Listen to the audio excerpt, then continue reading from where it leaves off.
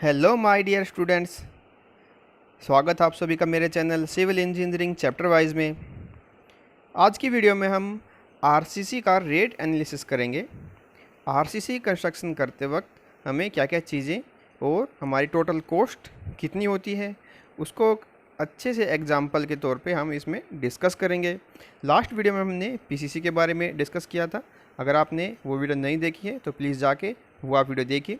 और आज की वीडियो बहुत इम्पोर्टेंट होने वाली है क्योंकि ये जो क्वांटिटी हम फाइंड आउट करेंगे, जिसकी हम कॉस्ट फाइंड आउट करेंगे, ये सारे आपके फ्यूचर में बहुत ज़्यादा यूज़फुल साबित होंगी।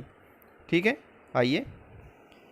आरसीसी आखिर होती क्या है, आपने सभी ने इसके बारे में देखा भी होगा साइट पे, और नहीं पता है तो मैं बता देता हूँ।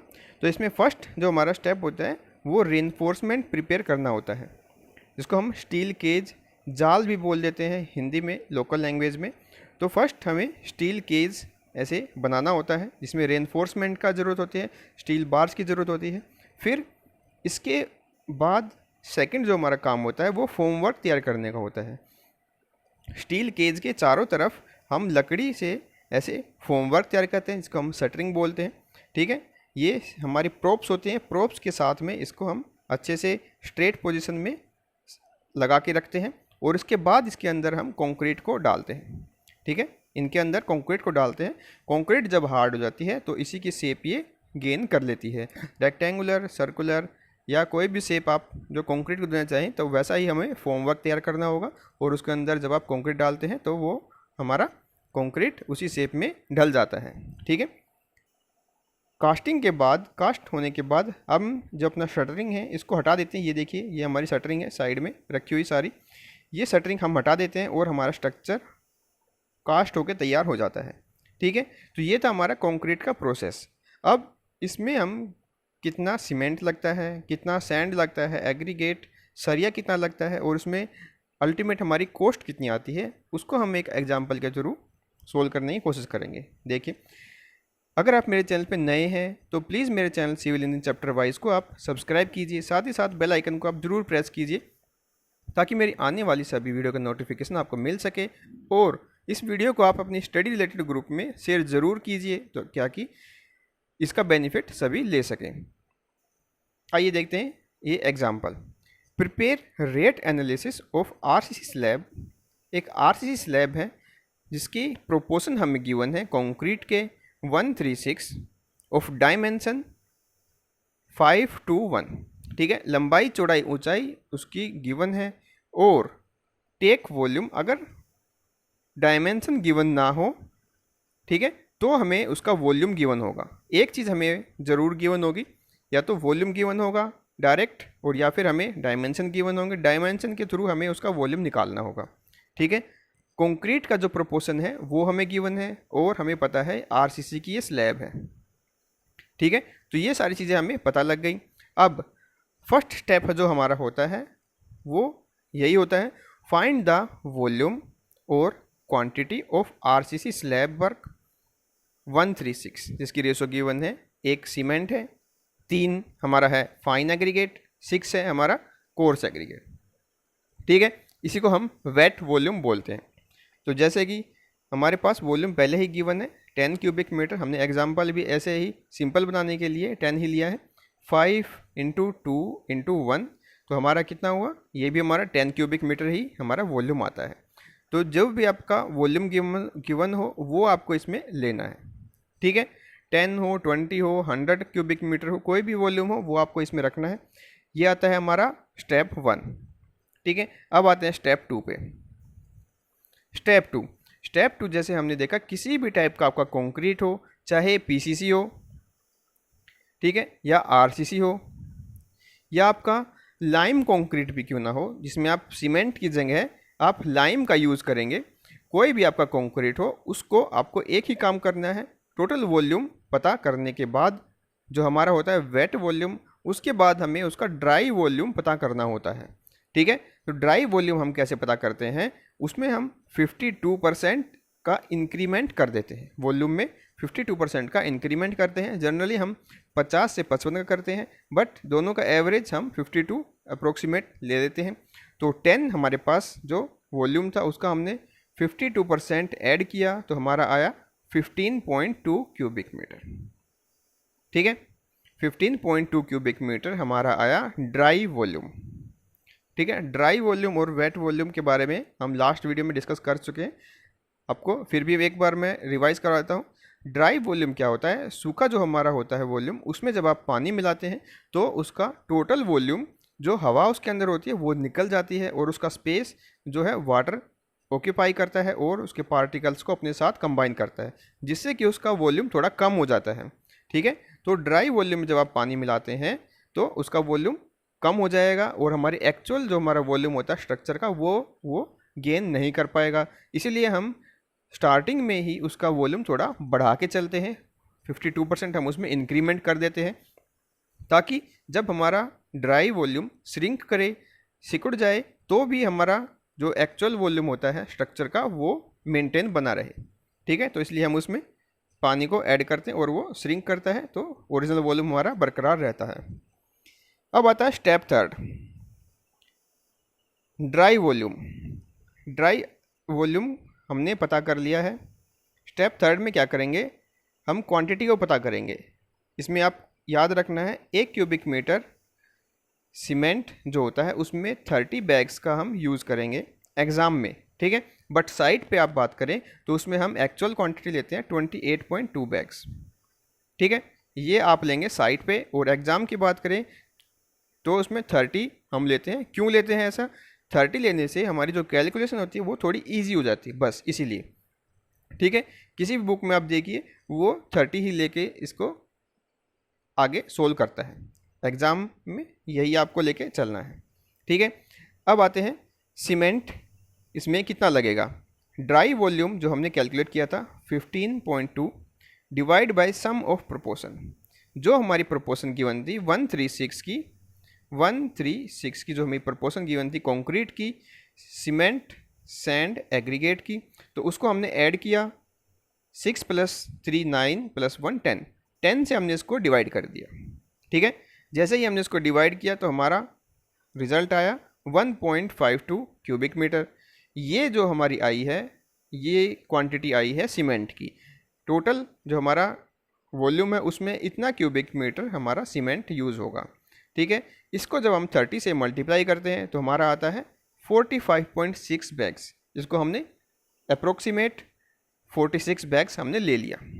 ठीक है, तो हमारे पास सीमेंट बैग की नंबर हमारे पास आ चुकी जो कि है 46। अब आते हैं सेकंड पे, फाइन एग्रीगेट और सैंड। ये हम कैसे पता करेंगे, जो कि हमें रेशो गिवन है पहले ही 3 टाइम्स ऑफ सीमेंट। ठीक है, इसको हम मल्टीप्लाई कर देंगे वॉल्यूम से, हमारा रिजल्ट आएगा ये 4.56 क्यूबिक मीटर हमारा है सैंड। ऐसे ही हम कोर्स एग्रीगेट का लेंगे 6 टाइम्स ऑफ सीमेंट वॉल्यूम, हम इसको मल्टीप्लाई करेंगे जब तो रिजल्ट आएगा 9.12, ये आया हमारा कोर्स एग्रीगेट। ओके, तो ये तीनों चीज़ें हमें पता लग चुकी है। अब आते हैं स्टील का क्वांटिटी कितनी हम उसमें यूज़ करेंगे। फोर्थ स्टेप है हमारा, find the quantity of steel reinforcement. जो भी स्टील रेनफोर्समेंट है उसकी क्वांटिटी उसमें कितना होगा, उसके लिए आपको ये नोट ज़रूर याद रखना है। 1 क्यूबिक मीटर जो हमारा स्टील होता है उसमें उसका वेट कितना होता है 7850 kg। ठीक है, 7850 kg हमारा होता है स्टील का वेट 1 क्यूबिक मीटर में।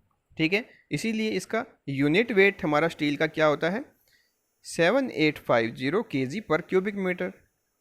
सिमिलर बात है, और इसी को ही जब हम क्विंटल में कन्वर्ट करें तो ये आता है 78.5 क्विंटल्स पर क्यूबिक मीटर। ठीक है, सिंपल, ये चीज़ आपको याद रखनी है, बिल्कुल आपके टिप्स पे होनी चाहिए, ये आपको न्यूमेरिकल में गिवन नहीं होगी। जैसे सीमेंट के बैग कितने होते हैं 1 क्यूबिक मीटर में और 1 क्यूबिक मीटर में स्टील का वेट कितना होता है, ये सारी चीज़ आपको याद रखनी। एक टेबल आप अपने कॉपी पे बना के रखिए नोट्स में अच्छे, तो उसको आप रिवाइज करते रहिए तो आपको ये याद रहेंगी। अब आता है कंक्रीट स्ट्रक्चर और उसमें स्टील का परसेंटेज कितना हम लेते हैं। ठीक है, लिंटल और स्लैब की बात करें तो उसमें स्टील रेनफोर्समेंट हमारा होता है 0.12 से 1%। ठीक है, कोई भी हमारा वॉल्यूम हो तो उसका हम इतना परसेंट यूज़ करेंगे एज ए स्टील रेनफोर्समेंट। ठीक है, कॉलम की बात करें तो उसमें स्टील होता है हमारा 1 से 8%, 1 to 8%। ठीक है, बीम की बात करें तो उसमें 1 to 2% होता है हमारा रेनफोर्समेंट। फाउंडेशन की बात करें तो 0.5 से 0.7%। ठीक है, ये है हमारा टोटल वॉल्यूम के अकॉर्डिंग। जितना हमारा वॉल्यूम होता है, वेट वॉल्यूम, उसका इतना परसेंट स्टील हम यूज़ करते हैं उसके एस्टिमेशन में। ठीक है, अब देखते हैं, let's consider steel bars used eight 0.5% in slab. तो हमें स्लैब का कैलकुलेट करना है इस न्यूमेरिकल के अकॉर्डिंग। तो स्लैब हमारा गिवन है 0.12 से 1%। हमने बीच में एक अज्यूम कर लिया, कोई भी आप अगर न्यूमेरिकल में गिवन है तो आप वही लीजिए, अगर नहीं गिवन है तो आप कुछ भी इसमें अज्यूम कर सकते हैं। ठीक है, 0.5% हमने इसमें अज्यूम किया है। अब टोटल वॉल्यूम हमारा कितना था? 0.5% of 10 cubic metre. 10 cubic metre हमारा जो वॉल्यूम था उसका हमें इतना परसेंट निकालना है। 10 इंटू 0.5 डिवाइड बाई 100, तो हमारा आया ये 0.05 क्यूबिक मीटर। इतना हमें स्टील का उसमें यूज़ करना है। ठीक है, 0.05 क्यूबिक मीटर ऑफ स्टील। अब हमें पता है कि 1 क्यूबिक मीटर में हमारा 78.5 क्विंटल्स पर क्यूबिक मीटर वेट होता है। तो इसको जब हम इससे मल्टीप्लाई कर देंगे तो हमारी वैल्यू आएगी ये 3.925 क्विंटल्स हम स्टील का इसमें यूज़ करेंगे। 3.925। ठीक है, समझ में आया आपका? अब इसमें जो सरिया होता है हमारा वो किस डायमेंशन का होगा, यानी कि किस डायमीटर का होगा, 12 का, 16 का, 20 का, 25 का, तो वो हमारा होता है डिज़ाइन के अकॉर्डिंग। ठीक है, उसको हम इसमें कंसिडर नहीं करते हैं कि किस डायमेंशन का, किस डायमीटर का इसमें सरिया यूज हो रहा है। हमें बस टोटल क्वांटिटी और उसका पैसा कितना लगेगा वो हमें इसमें बताना है। ठीक है, तो टोटल हमारा स्टील यूज होगा 3.925 क्विंटल्स। ठीक है, अब लास्ट जो हमारा स्टेप होता है वो होता है प्रिपेयर रेट एनालिसिस। ये टेबल आपको बना के शो करनी है अपने एग्ज़ाम में, और आप जब साइट पे भी होते हैं तब भी एक एक्सेल सीट में ये टेबल आपकी बनती है। ठीक है, तो इसमें क्या क्या आते हैं, मटेरियल, जितना भी लेबर हमारा होता है, जितना भी टोटल हमारा कॉस्ट खर्चा होता है, एक्सपेंस होता है हमारी साइट पे, उन सब को हम इसमें इंक्लूड कर देते हैं। अब कैसे करेंगे? स्टेप बाय स्टेप, बिल्कुल अच्छे तरीके से। फर्स्ट आप देखेंगे मटेरियल। हमारा इसमें मटेरियल क्या क्या यूज़ हुआ?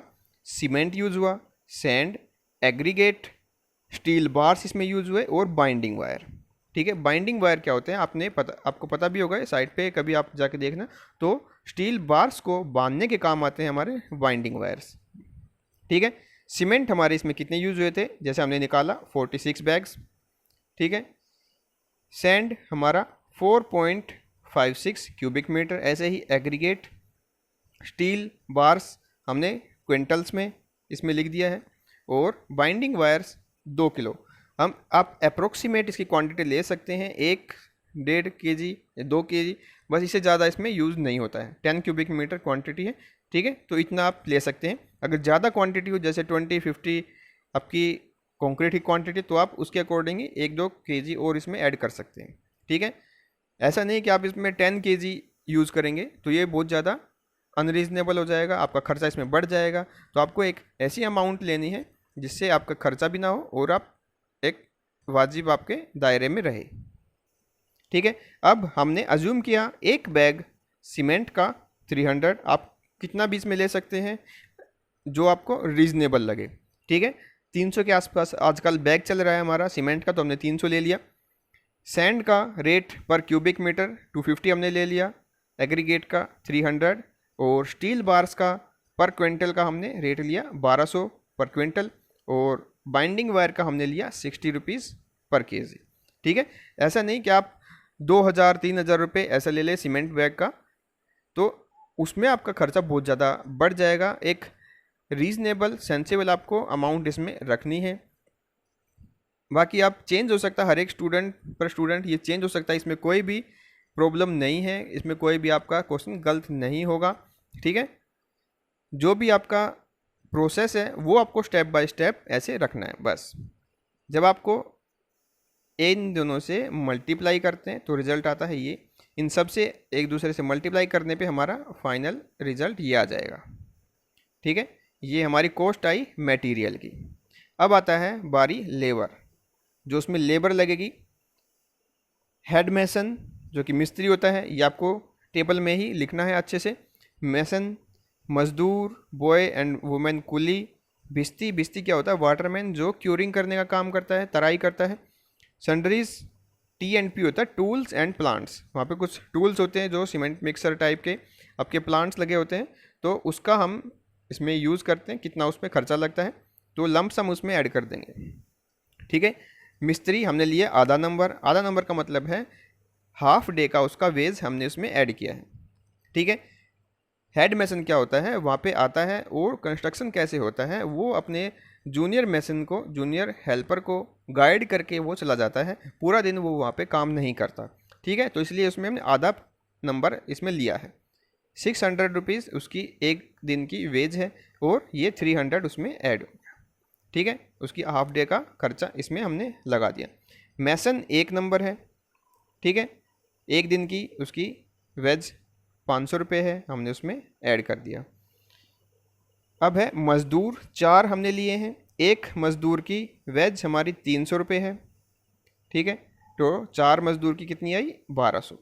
ऐसे ही 6 नंबर हमने लिए बॉय और कुली, एक दिन की 250 है, तो टोटल आई हमारी 1500 रुपीज़। भिस्ती हमने एक लिया है क्यूरिंग के लिए, तो 100 रुपये पर डे, 100 रुपये उसको हमने दे दिया एक दिन का। सन्ड्रीज लमसम हमने जो भी खर्चा हुआ हमने 200 रुपये उसमें लगा दिया, 200 रुपये। ठीक है, टोटल हम इसको ऐड कर देंगे।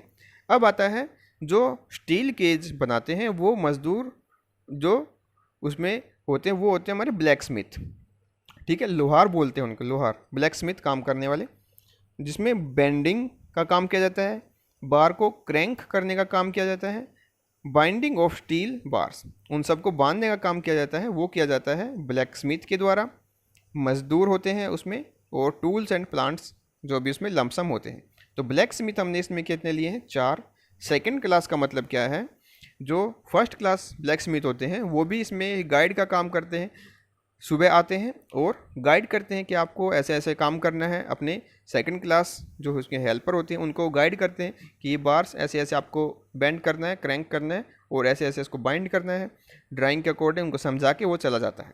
ठीक है, तो सेकंड क्लास हमारा इसलिए लेते हैं, सेकंड क्लास वहाँ पे काम करता है। 4 हमने लिए हैं सेकंड क्लास ब्लैक स्मिथ, जिसकी 600 रुपये हमारी दिहाड़ी है, आप वेज बोल सकते हैं उसको, और इतना उसमें हमारा खर्चा हुआ। 600 इंटू 4 हमारा 2400 रुपीज़। मज़दूर और बेलदार 8 नंबर हमने लिए, 400 रुपये पर डे, और पूरे दिन का हमारा ये खर्चा हुआ 3200 रुपये। टूल एंड प्लांट्स जो भी हमें इसमें यूज़ हुआ, लमसम हमने 200 रुपये इसमें ऐड कर दिया। ठीक है, ये था हमारा।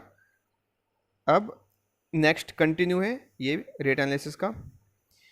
अब इसमें क्या बचता है, शटरिंग, सेंटरिंग, जो भी हमारा वुडन वर्क इसमें हुआ है, या फिर मेटल की आपकी शटरिंग है, फोम वर्क है, तो वो सारा आपका काम इसमें आता है।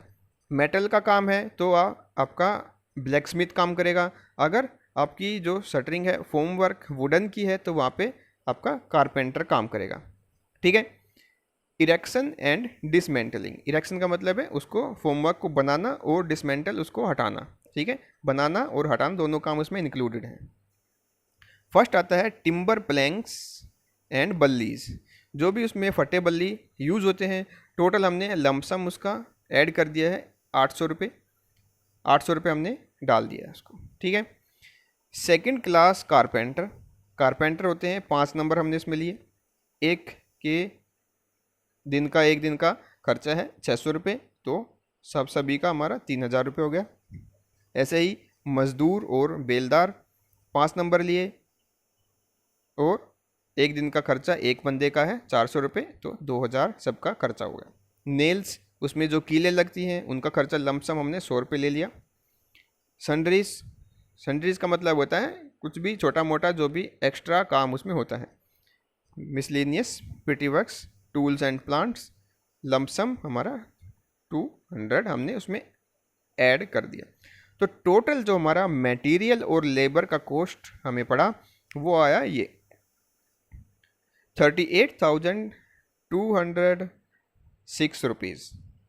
ठीक है, इतना हमारा टोटल खर्चा हुआ मटेरियल और लेबर का। अब उसमें हम 0.5% पानी का यूज़ करेंगे, आधा % इस टोटल का हमने इसमें ऐड कर दिया। ये आया हमारा आधा % पानी का चार्ज। ठीक है, 10% होता है हमारा कॉन्ट्रैक्टर्स प्रॉफिट। कॉन्ट्रैक्टर जो वहाँ पे काम कर रहा है उसका जो खर्चा होता है वो है 10%, तो ये आया हमने 10% इसका इसमें लिख दिया। ठीक है, 10% लिया इसका। अब हमने इन तीनों को ऐड कर दिया फिर से, तो आया हमारा ग्रैंड टोटल ये 42,217.63 पैसे।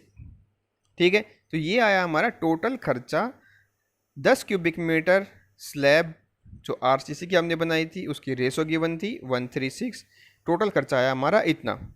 ठीक है, अब हमसे पूछा जाता है कई बार कि पर क्यूबिक मीटर हमारा खर्चा कितना आया। तो पर क्यूबिक मीटर हमारे जैसे 10 क्यूबिक मीटर काम था, तो हमने 10 क्यूबिक मीटर को इससे डिवाइड कर दिया, तो हमारा आया 42.21 रुपीज़ एंड 76 पैसेस।